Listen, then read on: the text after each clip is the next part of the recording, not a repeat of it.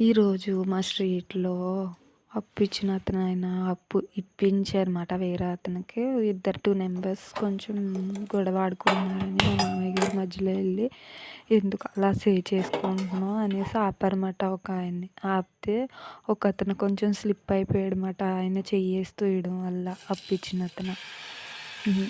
ఈ ఆయన వెళ్ళిపోయారన్నమాట. మా మామయ్య గారి మీదకి గొడవకొచ్చాడు అతను. గొడవకొస్తే అలా తొయ్యకూడదు కదా! ఏ మాటకి ఆ మాటే కొత్తిమీర అయితే స్మెల్లే వేరబ్బా. మీరేమన్నా టమాటా చెప్పారు నాకు అలా కాదని మిక్సీ పట్టేసుకుంటా. డబ్బులు ఎవరికి దొరుకుతాయండి? ఎవరికి దొరకవు కదా! అయినా దొరికినవి కూడా మనవి కాదు కదా! వాళ్ళు ఎంత బాధపడతారో. అలా కుళ్ళు మాటలు మాట్లాడితే ఎంత చిరాగ్గా ఉంటుంది. పేస్ట్ ఆడేసుకుందామా? ఒక అతను దగ్గర అప్పు వేరే అతనికి ఇప్పించాడన్నమాట.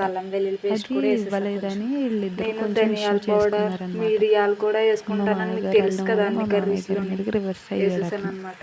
ఎందుకు అలా కారం కూడా వేసాను అనమాట. దానికి ఆయన మీకు డబ్బులు ఎక్కువ దొరికింది అందుకే మీరు అలా అన్నారు నన్ను అని రివర్స్లో తిడుతున్నాడు. అలా మర్చిపోయాను. సర్లే కానీ నా కర్రీ ఎలా చెప్పండి. నెక్స్ట్ లైక్ కొట్టి సబ్ చేయండి, సపోర్ట్ చేయండి. నా చిట్టి ఛానల్ మా పిల్లలు తినేస్తున్నారు అనమాట. కూర వండడానికి కూడా లేకుండా తినేస్తున్నారు. ఆడవిలో మర్చిపోయాను. మీరు నన్ను గుర్చేయాలి కదా. సపోర్ట్ చేయండి ఫ్రెండ్స్. మీరు సపోర్ట్ చేస్తేనే కదా నా ఛానల్ గ్రోత్ అవుతుంది. మా పిల్లలు పునుకులు తినేసారు. పునుకులు కూర వండుదాం అనుకుని 4 పునుకులు కొన్నాను.